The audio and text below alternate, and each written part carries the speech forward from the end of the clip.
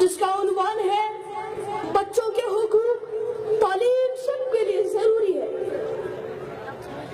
سبق پھر پڑھ، سبق پھر پڑھ، صداقت کا، عدالت کا، شجاعت کا۔ سبق پھر پڑھ، صداقت کا، عدالت کا، شجاعت کا۔ لیا جائے گا تجھ سے کام، لیا جائے گا تجھ سے کام، دنیا کی امامت کا۔ یہی مقصود ملت ہے، یہی مقصود ملت ہے، یہی رمز مسلمانی، یہی مقصود ملت ہے، یہی رمز مسلمانی۔ اخوت کی جہانگیری، اخوت کی جہانگیری، محبت کی فراوانی۔ بتان رنگ و خون کو توڑ کر، بتان رنگ و خون کو توڑ کر ملت میں گم ہو جا، نہ تو رانی رہے باقی، نہ ایرانی نہ افغانی۔ علی وقار مسنا آگاہ اور واقف ہے کہ تعلیم کسی بھی معاشرے کے افراد کے لیے کیسے، کتنی اور کیوں ضروری ہے۔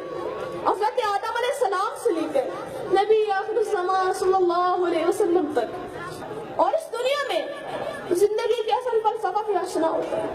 علی وقار اگر دنیا کے بڑے بڑے فلسفیوں، نقطوروں، سائنسدانوں اور ادبا کا مثال لیا جائے تو یہ بات صاف اور واضح ہے کہ انہوں نے تعلیم کے بلبوتے پر کائنات کے مظاہر اور رنگینیوں کو اس طرح واضح کر دیا کہ دیکھنے والے آنکھیں دنگ رہ جاتی ہے۔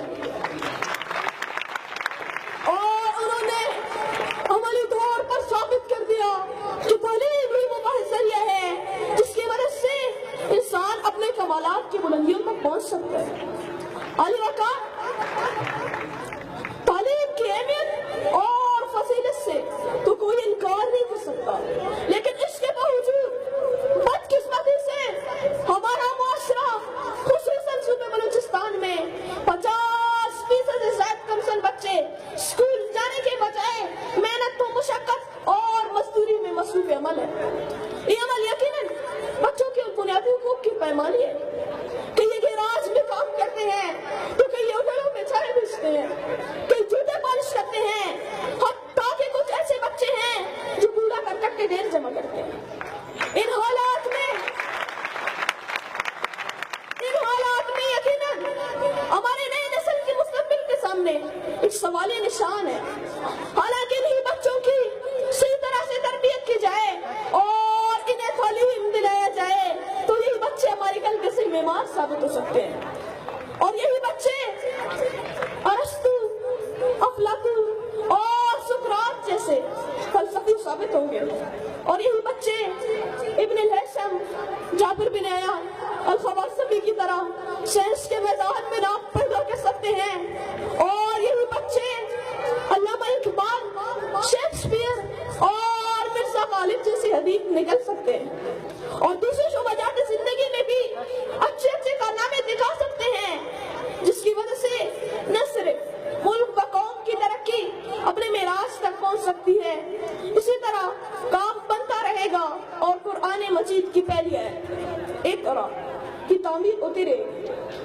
علی وقار جناب رسول اللہ صلی اللہ علیہ وسلم کی مشہور حدیث اس بابت خود کافی ہے کہ علم حاصل کرنا اور مرد مسلمان اور عورت پر فرض ہے۔ اس سے صاف ظاہر ہوا کہ والدین پر بچوں کے سب حقوق میں سے بنیادی حق تعلیم ہے، بنیادی حق تعلیم ہے جو سب کے لیے یکساں اور اشد ضروری ہے۔